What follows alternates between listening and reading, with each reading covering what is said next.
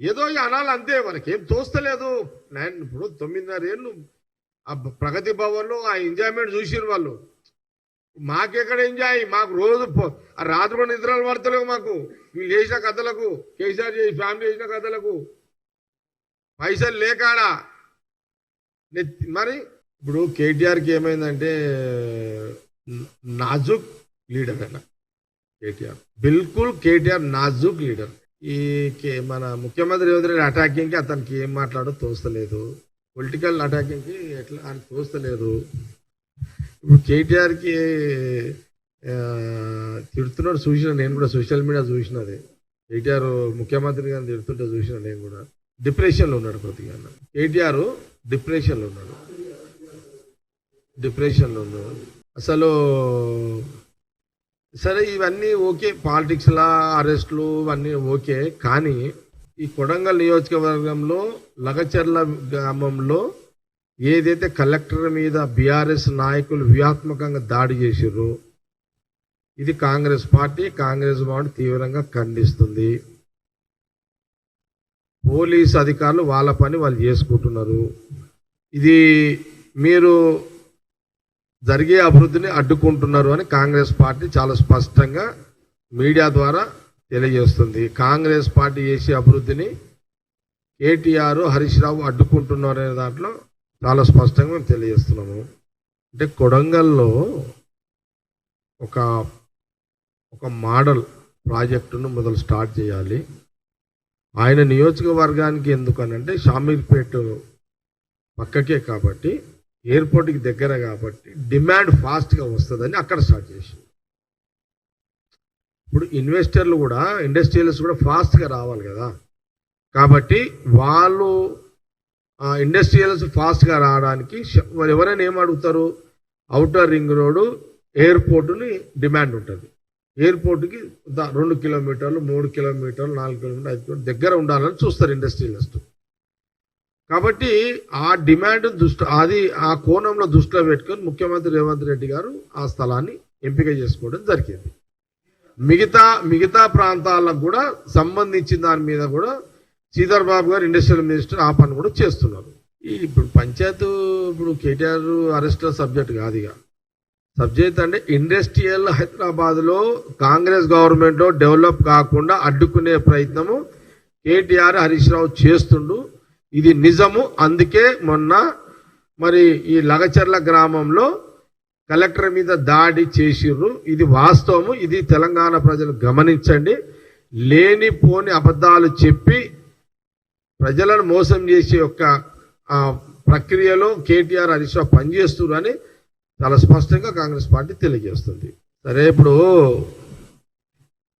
ఇక ఏం చెప్తామా, మేము ఇస్తే కూడా ఇవ్వలేదంటే మేము ఇవ్వని చెప్పుకోవాలి, ఎట్లా చెప్పాలి? ఇదంతా ఒక పని చేద్దాం. లేకపోతే నేను ముఖ్యమంత్రి గారిని కోరుతున్నా మీడియా ద్వారా, ముఖ్యమంత్రి గారు మీరు ఒకసారి, నేను కోరుతున్నా ముఖ్యమంత్రి గారు, కేటీఆర్ని, ఆయన ఎవరు, హరీష్ రావుని,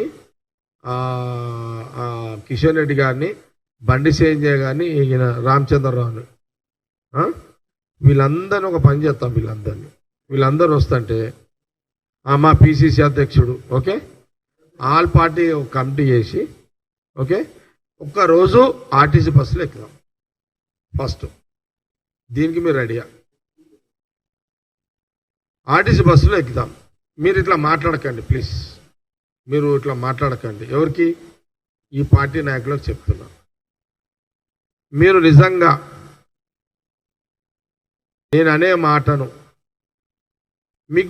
మీరు టీవీల ముందు మాట్లాడుతారు కదా, ఒక బస్సు ఎక్కుదాం అందరం కలిసి. మా ముఖ్యమంత్రి గారు కూడా ఉంటారు, మా ట్రాన్స్పోర్ట్ మినిస్టరు పొన్నం ప్రభాకర్ గారు ఉంటారు, ఈ టీం అంతా ఉంటుంది. మా పరంగా డిప్యూటీ సీఎం ఉత్తమ్ కుమార్ రెడ్డి గారు, శ్రీధర్బాబు గారు, వీళ్ళంతా వస్తారు. పొన్నం ప్రభాకర్ గారు ట్రాన్స్పోర్ట్ మినిస్టర్. నేను ముఖ్యమంత్రి గారిని ఆహ్వానించమని కోరుతున్నా. ముఖ్యమంత్రి రేవంత్ రెడ్డి గారిని, వీళ్ళందరినీ ఆహ్వానించండి. ఒకరోజు ఒక బస్సులో పోయి ఎక్కుదాం అందరం. ఆ బస్సులో ముఖ్యమంత్రి గారు అట్లా నిలబడి ఉంటారు. మా వాళ్ళు ఏం మాట్లాడము. ఆ నాయకులందరినీ, పేరు చెప్పిన వాళ్ళందరూ ఆడున్న వాళ్ళని అడగండి, అమ్మా మీరు బస్సు ప్రయాణం ఎట్లా చేస్తున్నారు, మీకేం అనిపిస్తుందని అడగండి. దానికి మీరు సిద్ధమా? 1,00,000 రూపాయలు రుణమాఫీ అయిన రైతుల దగ్గరికి మనం పోదాం, మీరందరు రండి, ఆ ఊర్లోకి పోదాం. మేమే అంటున్నాం కదా, ఇంకా 12,000 కోట్లు బ్యాలెన్స్ ఉంది, ఇచ్చేది ఉంది అంటున్నాం కదా.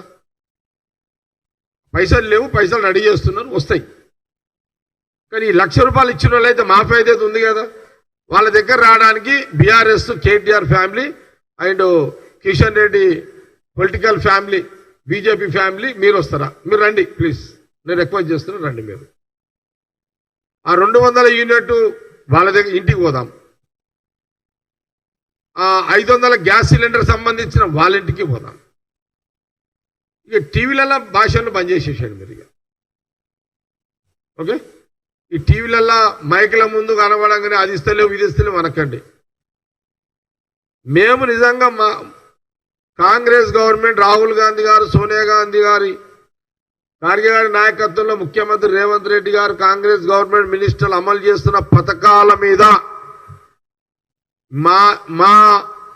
మా ఎంబడ వచ్చి టెస్టింగ్ చేసే ధైర్యము మీకున్నదా? ఆ ధైర్యము మీకున్నదా? లేకపోతే ఒక పని చేద్దాం, నేను మా ట్రాన్స్పోర్ట్ మినిస్టర్ గారిని రిక్వెస్ట్ చేస్తా, మరి అట్లనే రెడీ ఉండండి. మరి ఇప్పుడు తిరుపాలరెడ్డి క్లియర్ కలెక్టర్ ప్లానింగ్ తోటే లగచర్ల గ్రామానికి ప్లానింగ్ తోటే పిలుచుకొని పోయారు టీఆర్ఎస్ నాయకులు. వాళ్ళు ఆల్రెడీ ప్రిపేర్ అయ్యి ఉన్నారు. లక్ ఏంటంటే ఆ కలెక్టర్ డ్రైవర్ యాక్టివ్ ఉండడం వల్ల కలెక్టరు బచాయించిండు. లేకపోతే ఆ బీఆర్ఎస్ నాయకుల యాక్షన్ ప్లాన్లో కలెక్టర్ కూడా చనిపోయే ఒక పరిస్థితి ఆడ నేను వీడియో చూసినా కదా. నిజంగా రైతులకు నిజంగా మా గవర్నమెంట్ నష్టం చేస్తుందంటే మేము బెడాలెన్స్ పోలీసు వాళ్ళని తీస్తుంటాం కదా, టోటల్ పోలీసు వాళ్ళని తీస్తుంటాం కదా. అట్లా ఎక్కడ జరిగిందా? పోనీ గ్రామ సభలు పెడుతున్నారు కదా, కాంగ్రెస్ గవర్నమెంట్ ముఖ్యమంత్రి గారు నియోజకవర్గం గ్రామ సభలు పెడుతున్నారు కదా.